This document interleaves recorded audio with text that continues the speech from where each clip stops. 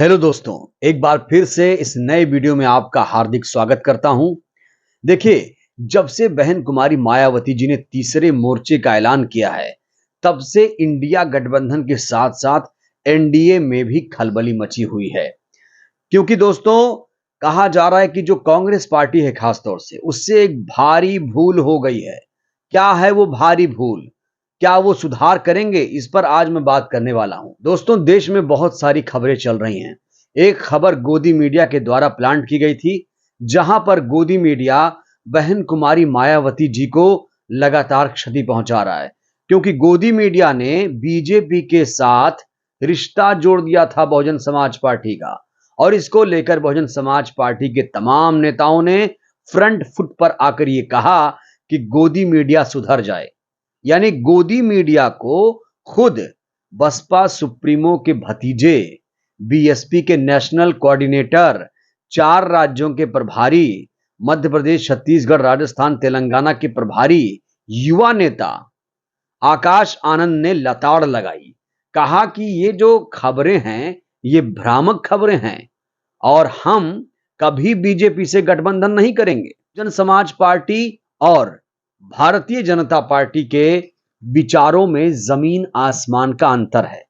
अब सोचिए, कहां बीजेपी की हिंदुत्ववादी विचारधारा, मनुवादी विचारधारा, और वहीं पर जो बसपा है उसकी संविधानवादी विचारधारा है, अंबेडकरवादी विचारधारा है। अब आप सोचिए, कोई पार्टी अपनी विचारधारा खराब करेगी? ये बेसर पैर की खबरें चलाने वाला जो मीडिया है, गोदी मीडिया, इसे गोदी मीडिया कहते हैं, क्योंकि दोस्तों ये वही गोदी मीडिया है जो ना सरकार से सवाल करता है, ना सत्ता से सवाल करता है। ये सिर्फ विपक्ष से सवाल करना जानता है। विपक्ष की जितनी बदनामी हो जाए, ये उतना ही खुश होता है। और दोस्तों, बड़ी खबर यह भी है कि तीसरा मोर्चा जो बनाया जा रहा है, उसका कुनबा लगातार बढ़ रहा है। लगातार कई सारी पार्टियां शामिल हो रही हैं। हमने इस पर विस्तार से एक वीडियो भी बनाया है, आप उस वीडियो को भी देख सकते हैं कि कौन कौन सी पार्टियां शामिल हुई हैं। देखिए दोस्तों, चाहे कांशीराम साहब हो, चाहे बहन कुमारी मायावती जी हो, कांग्रेस और बीजेपी दोनों पार्टियां बसपा के लिए सिर्फ और सिर्फ मनुवादी पार्टियां हैं। यानी ये दोनों पार्टियां एक समान हैं। एक सांपनाथ है तो एक नागनाथ है, ऐसी बातें भी प्रचलित हैं। तो इसीलिए बहन जी कांग्रेस के साथ तो अपना एक सॉफ्ट कॉर्नर रखती हैं, लेकिन बीजेपी के साथ वो बिल्कुल नहीं जाएंगी। और ये बात एकदम सत्य है कि बीजेपी के साथ जो माहौल क्रिएट किया जा रहा था, उस पर अब आकाश आनंद ने एकदम विराम लगा दिया है। देखिए दोस्तों, मोदी को हराने के लिए इंडिया गठबंधन बना हुआ है। इंडिया गठबंधन अधूरा गठबंधन है। ना तो इसमें दलित चेहरा है, ना तो इसमें मुस्लिम चेहरा है। और इसीलिए मैं इंडिया गठबंधन को एक अधूरा गठबंधन कहता हूं, जिस गठबंधन में ना तो मुस्लिम के लिए कोई जगह है, ना ही दलितों के लिए कोई जगह है। तीसरे मोर्चे का जो कुनबा है वो बढ़ रहा है। कई सारी पार्टियां इसमें शामिल हो सकती हैं और उनके लिए दरवाजे खुले हैं, या वो खुद आना चाहती हैं। कुछ पार्टियों की मैं चर्चा करना चाहूंगा यहां पर, जो पार्टियां खास तौर से तीसरे मोर्चे के साथ आना चाहती हैं। सबसे पहले है पार्टी एआईएमआईएम पार्टी है। ये ओवैसी साहब की पार्टी है। वहीं महान दल केशव देव मौर्य साहब की ये पार्टी है। इसके अलावा एक पार्टी है टीडीपी चंद्रबाबू नायडू की। इसके अलावा वाईएसआर कांग्रेस भी है। बीजू जनता दल भी है, जो नवीन पटनायक साहब की पार्टी है, जो ओडिशा के मुख्यमंत्री हैं। इसके अलावा एआईयूडीएफ एक पार्टी है, असम की पार्टी है, बदरुद्दीन अजमल साहब की पार्टी है। ये भी इस मोर्चे में शामिल हो सकती है। वहीं एक पार्टी है कर्नाटक की जेडीएस, ये भी इसमें शामिल होना चाहती है। और राजस्थान में एक पार्टी है आरएलपी, हनुमान बेनीवाल की ये पार्टी है। खुद ये उसमें सांसद हैं इस पार्टी से। तो ये पार्टियां कतार में हैं। इसके अलावा दोस्तों, शिरोमणि अकाली दल से अच्छे रिश्ते हैं बहन कुमारी मायावती जी के, वो भी इस मोर्चे में शामिल होना चाहती है। तो दोस्तों, बहन कुमारी मायावती जी ने तैयारी तेज कर दी है। अकेले चुनाव लड़ने का ऐलान कर दिया गया है। अब तीसरे मोर्चे की तैयारी चल रही है। तीसरे मोर्चे पर फोकस किया जा रहा है। और आकाश आनंद तो ये भी कहते हैं कि तीसरे मोर्चे को पूरे देश से आम जनता का भारी समर्थन और भरपूर प्यार भी मिल रहा है। तो दोस्तों, भूल की हमने बात की। भूल क्या है? कांग्रेस पार्टी ने भूल आखिर की क्या है? दोस्तों, जो भूल हुई है कांग्रेस पार्टी से, खासतौर से इंडिया गठबंधन से, वो भूल यही है ना कि 23 जून को आपने बहन जी को नहीं बुलाया।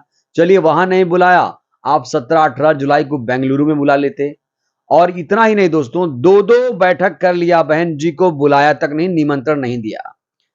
जाहिर तौर पर बहन जी बीजेपी के साथ तो जाएंगे नहीं।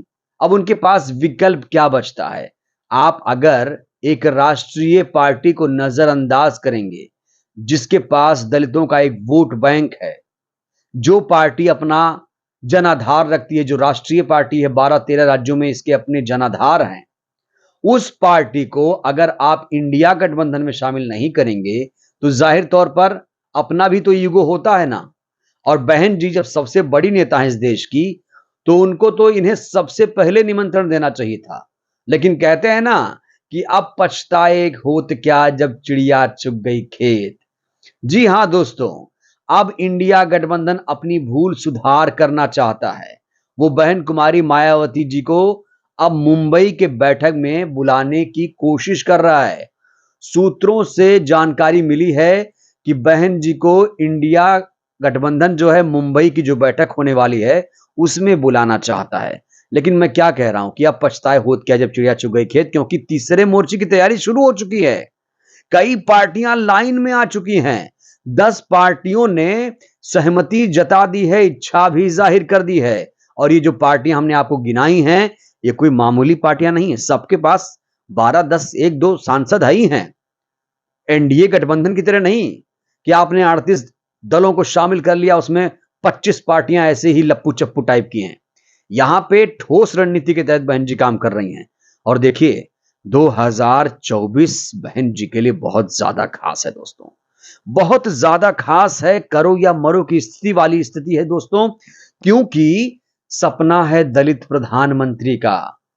अब अगर अब अगर इंडिया गठबंधन को, बहन जी को अपने साथ लाना है, तो शर्त एक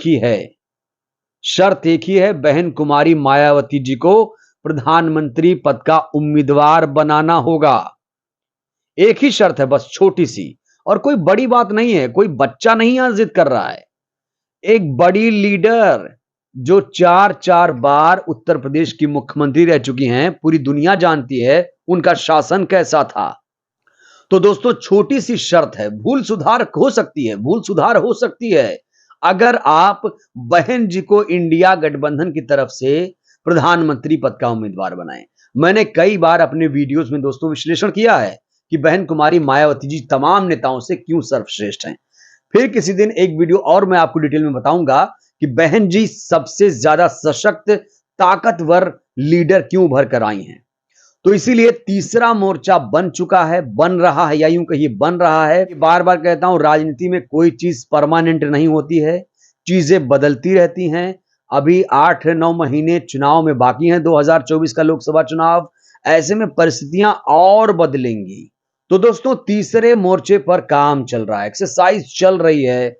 अगर तीसरे मोर्चे के तहत बहन कुमारी मायावती जी मजबूत हो जाती हैं, जो इंडिया गठबंधन है वो हार जाता है, और तीसरा मोर्चा अच्छी खासी सीटें अर्जित कर लेता है, और बीजेपी के पास बहुमत ना आए, तो ये कई सारी कंडीशंस भी हैं। इन हालात में बहन कुमारी मायावती जी देश की सबसे बड़ी लीडर बन जाएंगी, और यहीं से द्वार खुल जाएगा दलित प्रधानमंत्री का। क्योंकि दोस्तों, पूरी दुनिया, पूरा देश ये देख रहा है कि अभी भारत को दलित प्रधानमंत्री नहीं मिला। एक दलित ने देश को संविधान दिया, उसका सपना था कि दलित भी राजनीति में आए, सत्ता में आए, और जो हजारों सालों से शोषण सहा है दलितों, आदिवासियों ने, उन्हें न्याय के द्वारा, कानून के द्वारा इंसाफ दिया जाए, कानून द्वारा कानून का राज हो। और दोस्तों, एक बात बताऊं आपको, अगर बीजेपी के पास बहुमत नहीं आता है और इंडिया गठबंधन भी हार जाती है और कम सीटें भी आए तीसरे मोर्चे के पास, तब भी बहन जी ताकतवर रहेंगी, तब भी बहन जी सरकार बना सकती हैं। क्योंकि उत्तर प्रदेश में कम एमएलए लाने के बावजूद भी बीएसपी अपना सरकार उत्तर प्रदेश में बना चुकी है।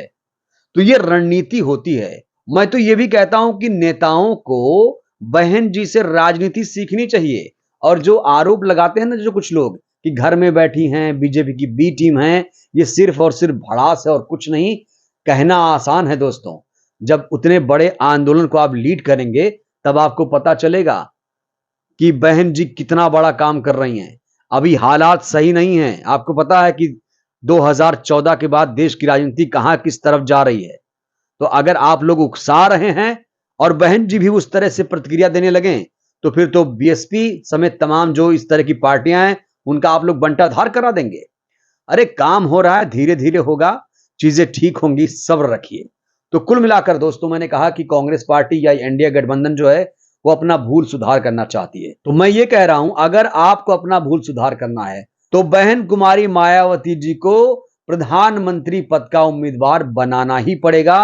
तभी ये बात बन सकती है, इस भूल को सुधार किया जा सकता है। तो बहरहाल दोस्तों, इस वीडियो में फिलहाल के लिए बस इतना ही। मैं चाहता हूं इस वीडियो को आप लोग खूब सारा शेयर करिए, लाइक करिए, चैनल को सब्सक्राइब कीजिए, बेल आइकन की घंटी दबाना मत भूलिए, जिससे हर वीडियो अपलोड होने के बाद आप तक जरूर पहुंचे। मैं चाहता हूं वीडियो को जन जन तक पहुंचाइए, जिससे बहुजन समाज जागरूक हो। जय भीम, जय भारत, जय संविधान।